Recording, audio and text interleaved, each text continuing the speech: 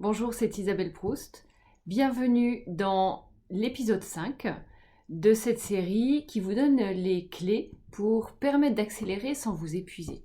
Nous avons vu dans les épisodes précédents qu'il est nécessaire que le cap soit bien compris par tous, c'était l'épisode 1, de vous assurer d'avoir les bonnes personnes au bon poste, c'était l'épisode 2, de suivre les indicateurs clés qui vous permettent de vous projeter, c'était le 3, et de simplifier vos processus, c'était l'épisode 4. Dans cet épisode 5, nous allons voir comment bien décider. Une attitude qui va vous rendre plus performant collectivement, c'est la capacité à décider. Ça suppose de parvenir à soulever les problèmes, à en parler et trancher au fur et à mesure sans remettre au lendemain. Car ce qui pompe de l'énergie, en fait, ce n'est pas tant d'avoir beaucoup de choses à faire, mais ce sont les problèmes non résolus. Ce sont les cas délicats à trancher, car on a peur de mécontenter quelqu'un, ou les problèmes pour lesquels on n'a pas toutes les données. Et décider nous oblige à prendre un risque qui nous met mal à l'aise.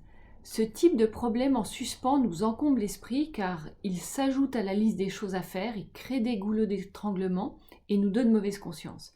Alors la première règle à retenir, c'est de se rappeler que décider est plus important que ce que l'on décide. C'est-à-dire qu'on perd souvent plus par indécision qu'à cause d'une mauvaise décision. En décidant, vous libérez de la capacité, du temps, de l'énergie. Alors évaluez le risque d'une mauvaise décision et s'il est faible, prenez la décision rapidement. Deuxième règle, c'est de créer un environnement qui permet à chacun de s'exprimer en confiance pour faire remonter les problèmes. Donnez le ton vous-même en indiquant que vous êtes là tous ensemble pour résoudre la difficulté qui se pose et que ce n'est pas un problème tant que vous cherchez à le résoudre. Dans tous les cas, les problèmes ne sont pas traités par peur du conflit, par parfois de l'éparpillement, un manque d'engagement, de l'ego. Alors tentez cette discipline. À votre prochaine réunion de directeur, mettez les sujets sur la table, nommez-les, prenez le temps d'une discussion concentrée sur le sujet et résolvez les problèmes. Évitez de tout traiter d'un coup si vous avez du volume. Créez l'habitude de démarrer par une discussion franche, concentrée, qui se termine par une décision pour éliminer un problème à régler, par exemple.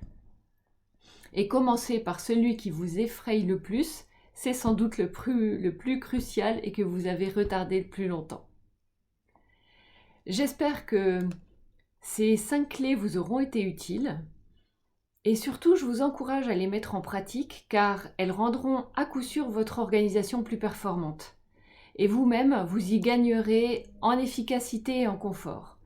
Pour compléter cet ensemble de méthodes tournées sur l'organisation, je vous donne rendez-vous à une série d'événements flash dans les prochains jours consacrés à redonner envie, qui est votre deuxième pilier pour atteindre vos objectifs. Je vous souhaite une très bonne journée et je vous dis à bientôt.